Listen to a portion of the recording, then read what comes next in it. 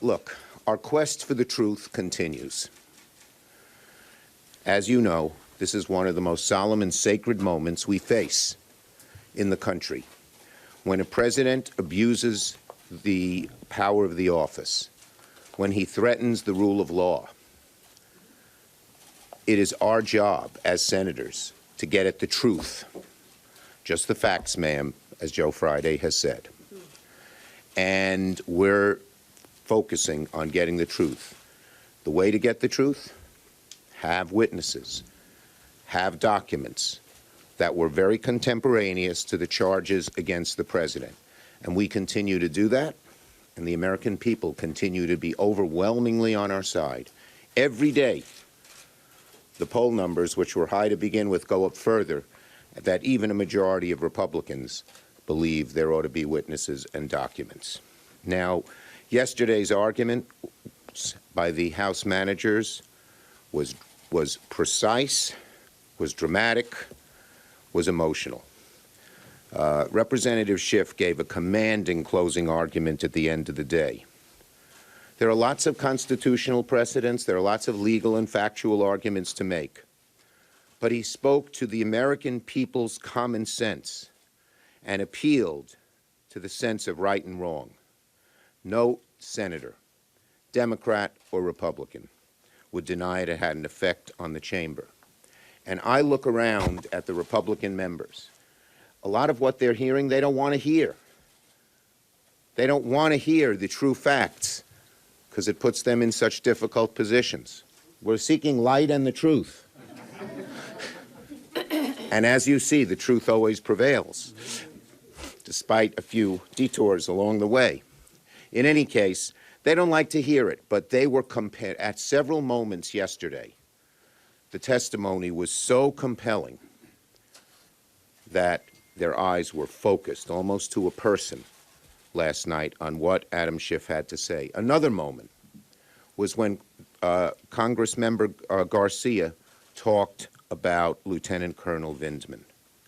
It was touching and got to every American, and I hope every senator. Didn't get to all senators. We heard about one of them and what she said yesterday. The bottom line, we're seeking the truth at a momentous time in the American Republic.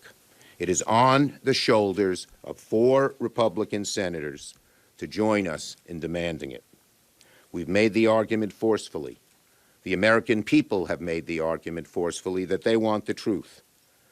Will 4 Republican senators, just 4, rise to the occasion, do their duty to their Constitution, to their country, to seek the truth? Who's next? Senator Gillibrand. Thank you, Chuck. Thank you. Over the past few days, my colleagues and I have listened to the House managers lay out a very strong case against President Trump. In incredible detail, the House managers have laid out every facet of President Trump's schemes and misconduct. The case is overwhelming. President Trump orchestrated a pressure campaign against Ukraine in an attempt to strong-arm their government into launching investigations into the Bidens. He withheld a meeting with President Zelensky. He froze military aid to Ukraine even as they were engaged in hostilities with Russia. He did this to try to hurt one of his political opponents and help his own re-election campaign. The case against President Trump is rock solid. It's clear. It's undeniable. It is the truth. So I'm surprised when I hear my colleagues complain that there's nothing new. I mean, it's really quite hypocritical. They complain there's nothing new, and they say this after they voted more than 10 times not to be able to receive additional testimony and additional evidence. To my colleagues who are using this argument, don't bury your head in the sand and then complain it's dark. They have every ability to call witnesses, to agree unanimously, as Senator Schumer has said. If they mean what they say, which I highly doubt, then they should want to hear something new. Let's hear from John Bolton, who has relevant information to the heart of the matter. He has firsthand knowledge of these events and who has already volunteered to testify. Let's hear from Mick Mulvaney, the one who said there was a quid pro quo, and to get over it. I think it's absurd that Senate Republicans are unwilling to hear more testimony. We need more documents. We need the documents from the State Department. We need the documents from the Department of Defense. We need the documents from OMB.